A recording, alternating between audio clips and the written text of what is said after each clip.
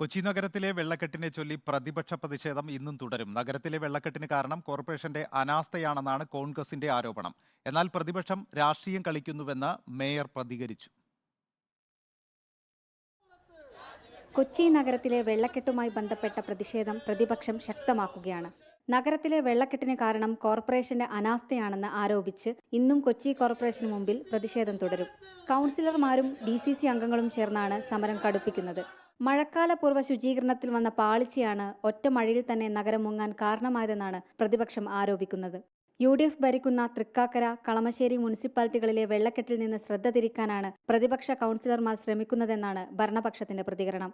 Room for river എന്നെഴുതിയ വള്ളത്തിന്റെ മാതൃകയുമായാണ് ഇന്നലെ കൗൺസിലർമാർ council യോഗത്തിൽ എത്തിയത്.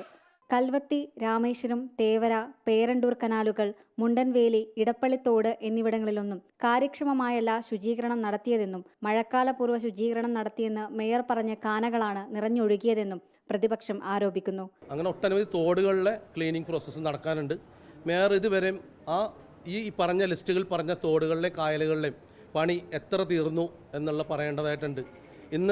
മേയർ ഇന്ന് കൗൺസിൽ വിളിച്ചതിൽ ആ കൗൺസിലിൽ ഇന്നത്തെ ഒരു അജണ്ടയിൽ ഞങ്ങൾ ആവശ്യപ്പെട്ടിരിക്കുന്നത് ഇത്തരം തോടുകളിലെ പണി എത്രമാത്രം തീർന്നു, മഴക്കാല പൂർവ്വ ശുചീകരണത്തിൻ്റെ പരിപാടിയിൽ എന്തോരം വർക്കുകൾ തീർന്നു, എത്ര രൂപ അതിനുവേണ്ടി മുടക്കി.